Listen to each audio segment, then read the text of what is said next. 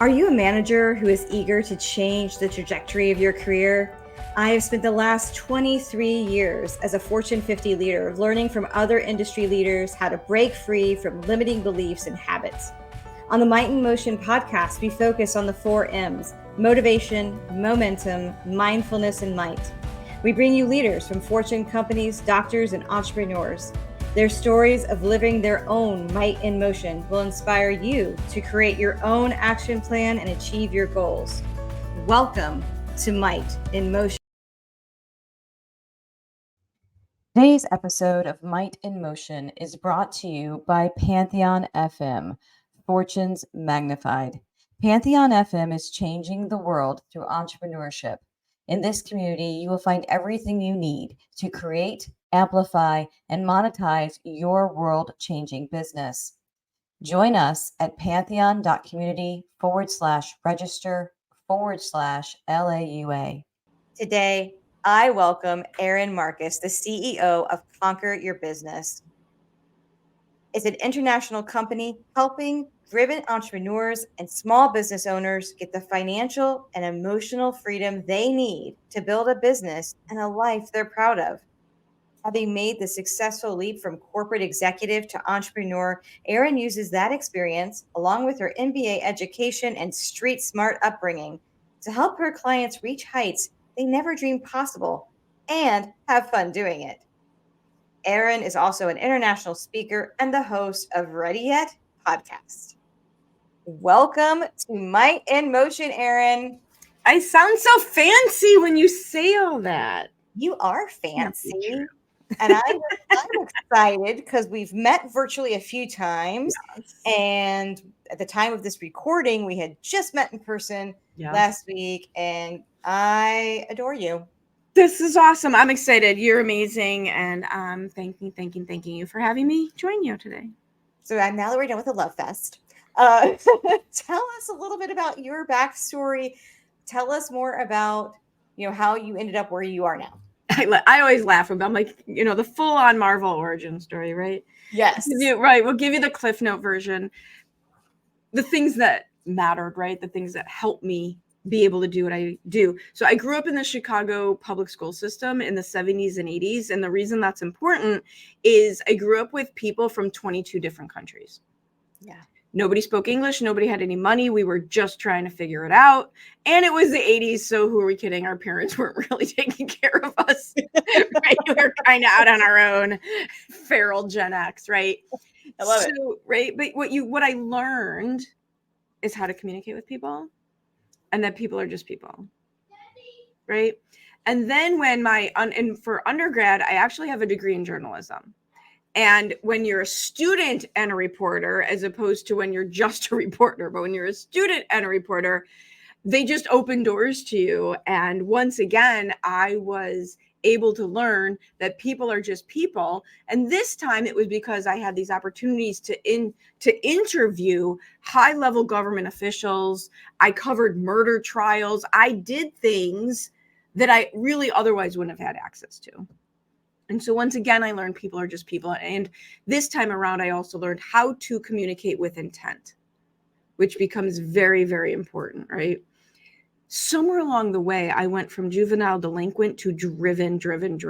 And I think it was a mixture of realizing that nobody was going to hand me anything. Whatever I wanted, I was going to have to go create it for myself, mixed with believing the rules don't apply to me, which we don't even know where that came from, but it is what it is.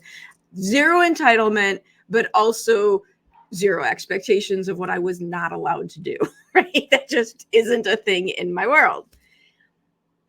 I had a very successful corporate career. My big fancy title was Senior Vice President of Business Development for one of the largest and the largest, actually, long-term care insurance wholesalers in the country, where I then got an MBA and I got the business education that went and put all this life experience into a framework that allowed me to actually do something with it. When I left there, I had a franchise. My first, I call leaving corporate, you're falling off the cliff. You might have jumped or you might have been pushed, but you're falling off the cliff. My first leap off the cliff was into a franchise system, but it was a baby franchise.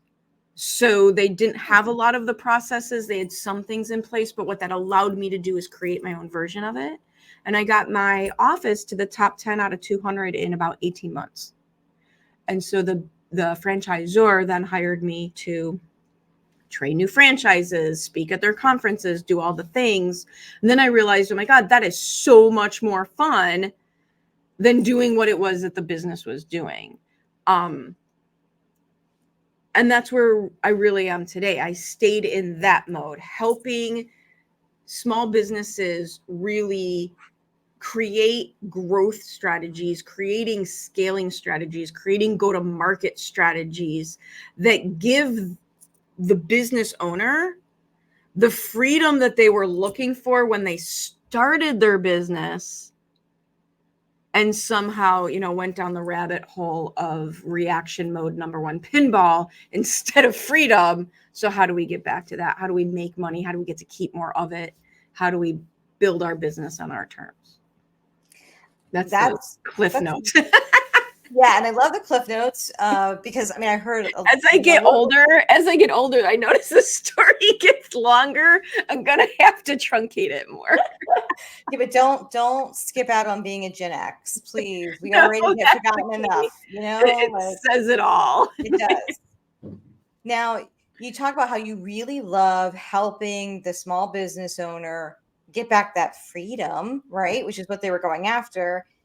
A lot of times, even leaders within corporate America forget that they too can have the opportunity for freedom even within their role, and kind of goes back to delegation as being almost the secret sauce. So 100%. what's your thought on that? How do you 100% help people navigate? This is right. Like, I think in corporate so challenges and opportunities. A challenge in corporate around delegation is the fact that a corporate structure is inherently competitive. It's not right. No one's trying to be a jerk. It's just inherently competitive. There's 100 people at the level, 3 people get promoted, 1 person gets promoted. It just is what it is. It's inherently competitive. And when things are inherently competitive, it creates an environment where people feel fearful about not being amazing, perfect, wonderful, can do everything, because they're scared if they're not amazing, they won't be competitive and get the right. So that's part of the problem on the corporate side. On the flip side, and I had somebody say this to me the other day, I'm stuck in that DIY, have to do everything myself, so entrepreneur mindset that we all have. And that was the key. And I'm like, I don't have that mindset. I've never had that mindset. If when I was in corporate, I would have gone into the finance department and logged into the computer and tried to start paying the bills, I would have been chased out with, pitchforks and torches. Why would I do it now? And to me, I have found the solution to those, whether it's corporate or there's more business, the solution is actually the same. The solution is the same. You are never harmed by raising other people. Yeah. You are never, ever, ever harmed by raising other people, by lifting their potential. It just doesn't happen that way for a variety of reasons. One, people, you create raving fans internally, not just of customers. You create raving fans within the structure. That's how you get Employee of the Year award, is by helping other employees, not by, right? And the scarcity mindset, just to get a little woo on you, the scarcity mindset that gives off the negative energy, you don't have that. Yeah. So who are we going to promote? The person who freaks out and no one wants to be around them, or the person who's lifting everybody as they climb? Who's getting the promotion? And I try to take that into my personal business and create an opportunity for my team members, none of whom are full-time, to create their entrepreneurial dream job within my brand. So when I'm listening to people talking about having trouble hiring and having trouble keeping people, I'm telling you, this is not an external problem. This is not an external problem. Mm-hmm. This is an internal problem. Yep. And I don't know what else you want to ask me to set me off like a crazy person. That was number one. Well, I think you have to build that trust. Clearly, I have your team. Right? Like you talk about lifting people up. Part of lifting people up is to be able to delegate down. Yeah. And if you aren't willing to share some of the responsibility or share some of the visibility, and all you want to share is the negative, well, this went wrong because of this person. That's of that's not delegating, that's blaming. No, it's not. That's no, not, delegation is like, I'm going to give you something that you can really shine because Right. I know that's where your skill set is. Right. Can you delegate from a place of empowerment? It's the different in the, right? It's the different in the drama triangle. Don't be a rescuer, because if you're rescuing people, then you're infinitizing them. Yep. Don't empower people. Yeah. And don't be a villain where you're blaming people. It's how can you, I'm trying to think of an example. I've never had it.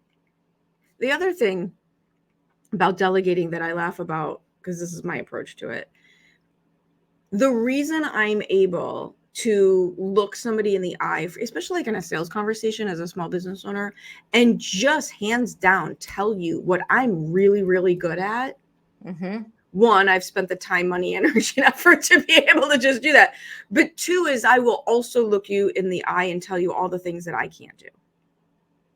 Yes. I will very happily tell you what I am not good at, and this is not my circus, not my monkey, can't help you.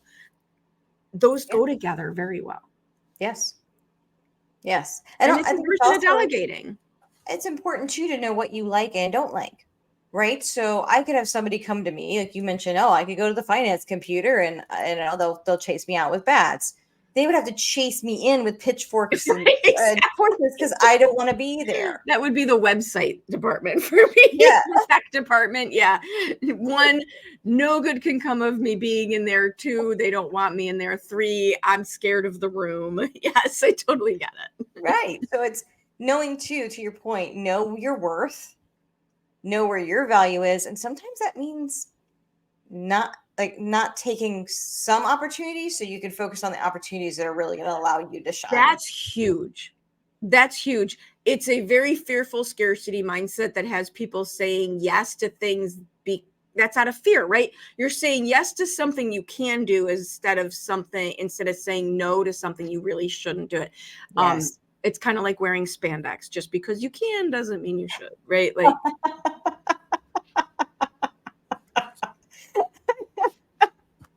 it's that 80s. I grew up in spandex. Did you not see the Barbies movie?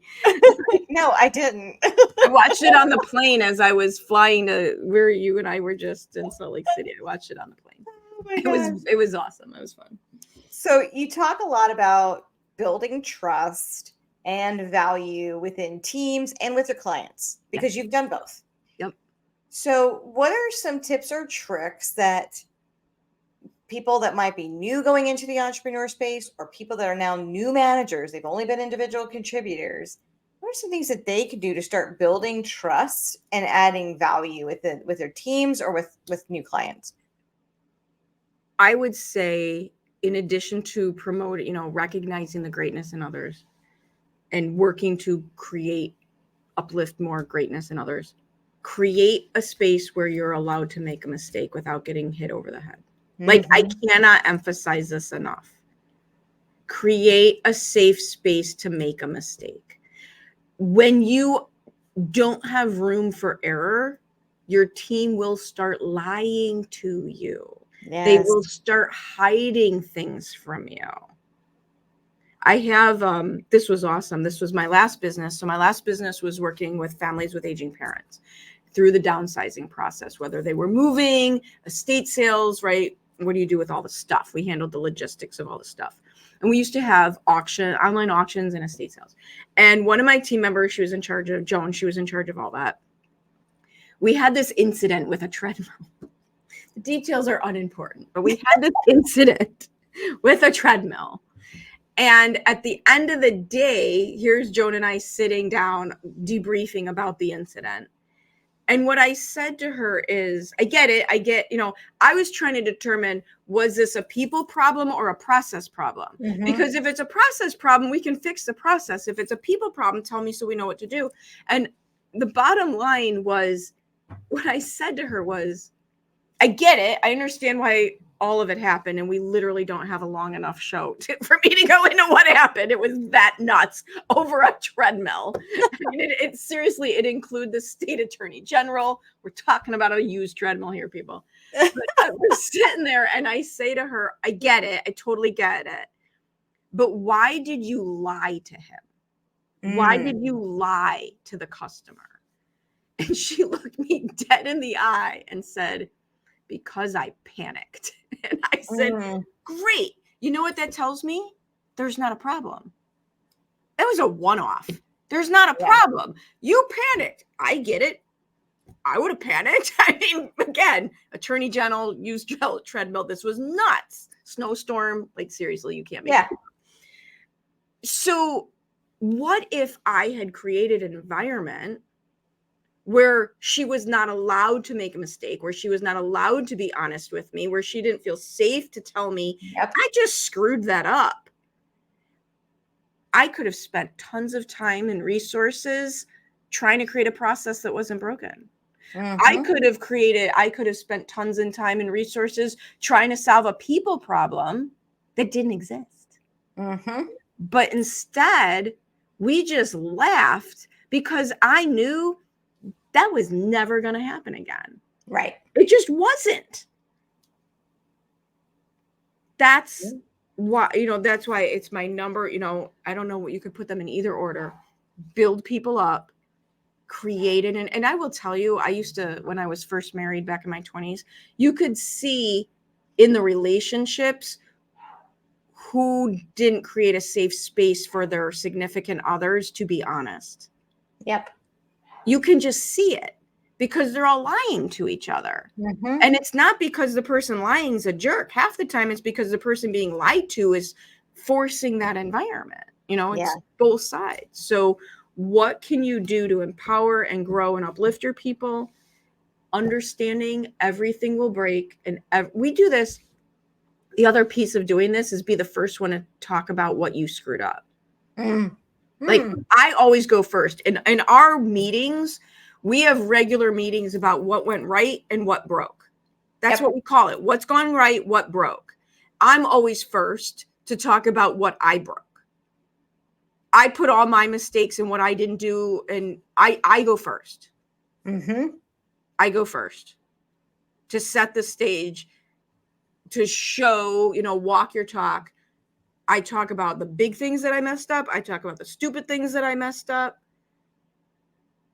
And I will also tell you, in the hiring process, my team members are so much more upset when they make a mistake than I ever am about their mistake. Right.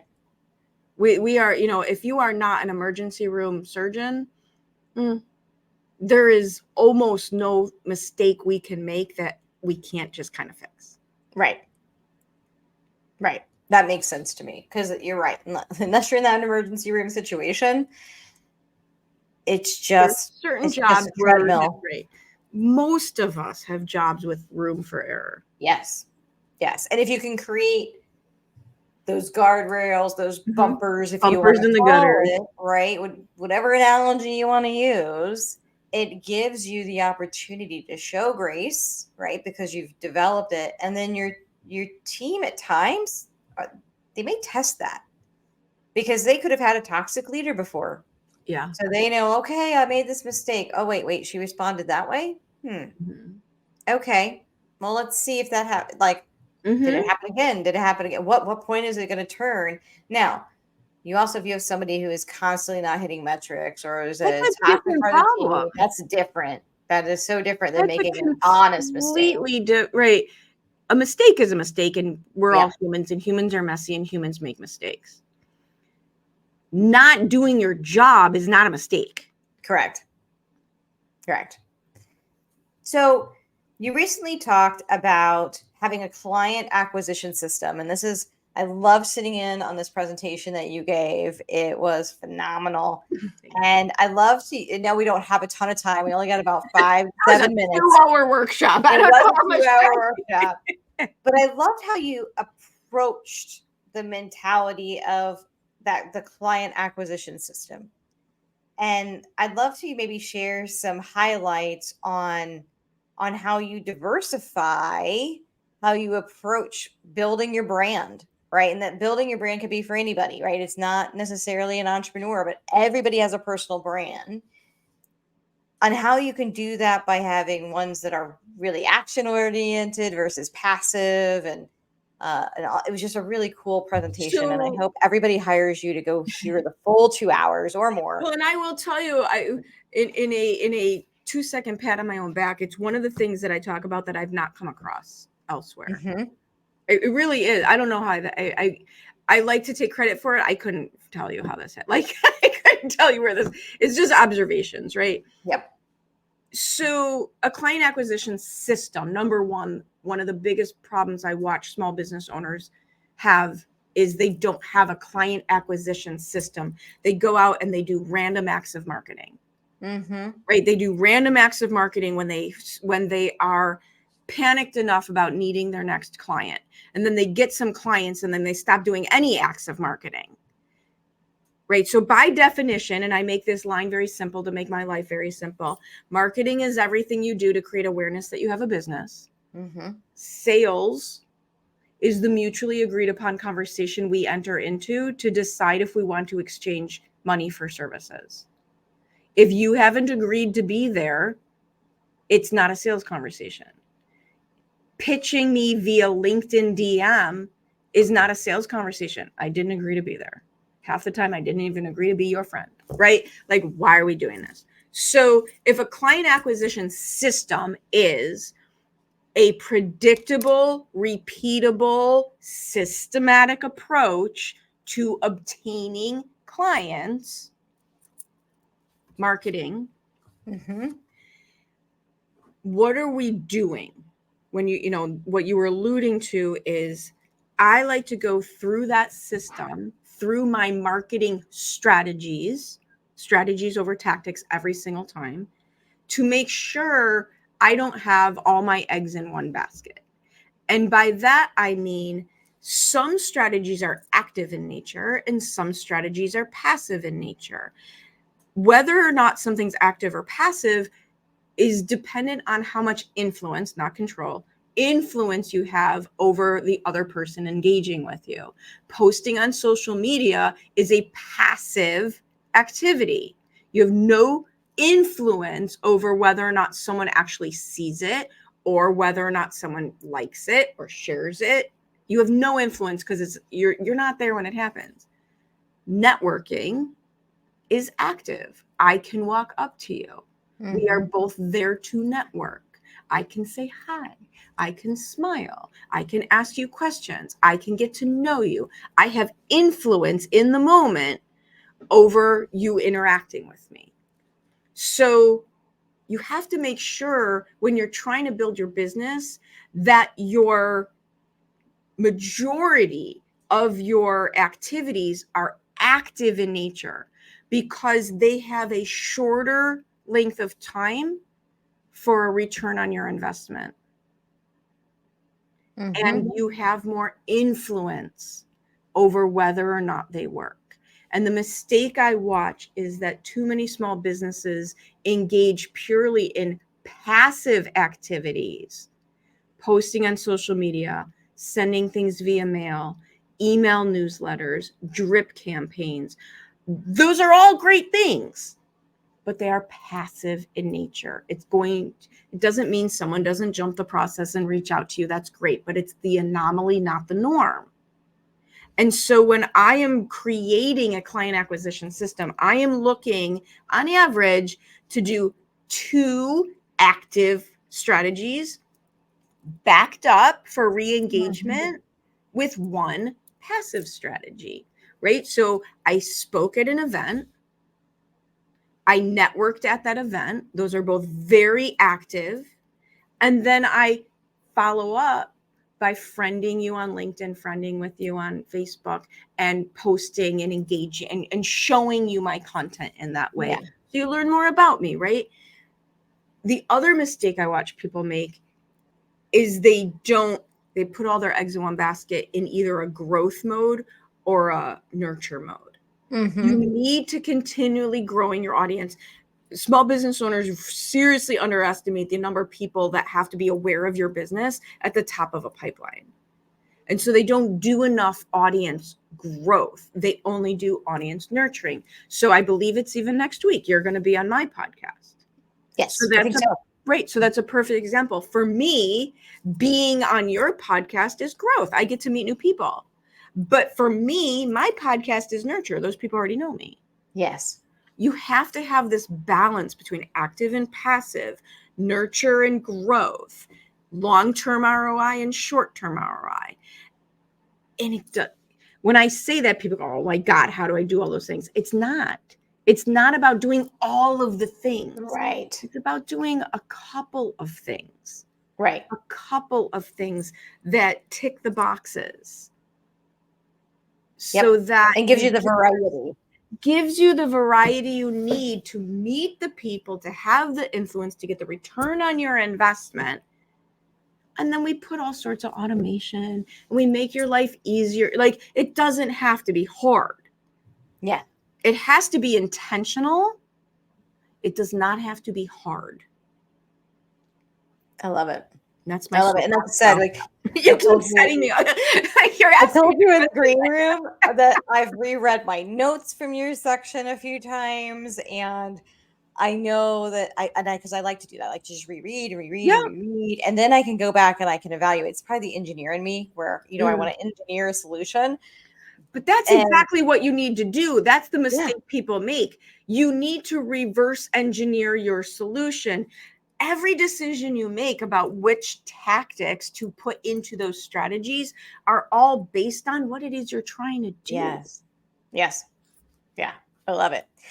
So if people are interested, they're like, hey, I've got a small business. I really like Erin's energy and her spunk. Is Erin to go off and yell at me for a while? No, that's right. I'm direct. It's all fine. It's a good thing. Is the best way for them to go is to conqueryourbusiness.com? Is that really the best place? That is the best way. Everything is there. Links to my social, contact forms, email address. It's all right there. I put it all in one place for you. Conqueryourbusiness.com. Awesome. I know you have a humansfirst.conqueryourbusiness.com link as well. What is that? So I wrote an ebook. It's free. You can just have it. And it's called Connect as a Human First. And if I remember correctly, it is a lot about marketing, but it's also about connect as a human first. Yes. And that's where I think people really get lost. And the younger generations, because they're so tech savvy, I mean, they have a leg up on us in so many ways, but even through the use of technology, you have to approach it in a way that allows you to connect as a human first. So if you go to humanfirst.conqueryourbusiness.com, so humanfirst.conqueryourbusiness.com, you'll see a registration form, and it's free. You can just have it. Awesome. That's great. I highly encourage everybody to listen. Go to that link. It's in the show notes. Go check it out and do the reading. I love reading. So, it's on my list as well. But so I wrote down some notes because that's what I do. And some of the highlights I wrote down, you talked about how corporate structure is inherently competitive and it creates an environment of fear. So you have to pivot and come and approach it by raising up other people, because if you are in that mindset of uplifting, it takes away that fear aspect. Yeah. And you allow the opportunity to delegate as an opportunity to empower those people that you're lifting up, not as a form of punishment and all the things. Yes. And that, which goes hand in hand when we talked about building teams, which is recognizing the greatness in others, creating a space for people to make mistakes so that it doesn't become a fear tactic where people don't want to share with you. Because if you don't know the issue, you can't help resolve it, right? I had a great leader once. She would say, I want good news to travel fast. I want bad news to travel faster. Yeah. And there is so much validity to that. Absolutely. And then we talked a bit about having a client acquisition system, making sure it's repeatable and predictable, that whole reverse engineering, which resonates with me, that you want to make sure that you've got something that is well rounded, meaning you don't want all of your processes to be passive.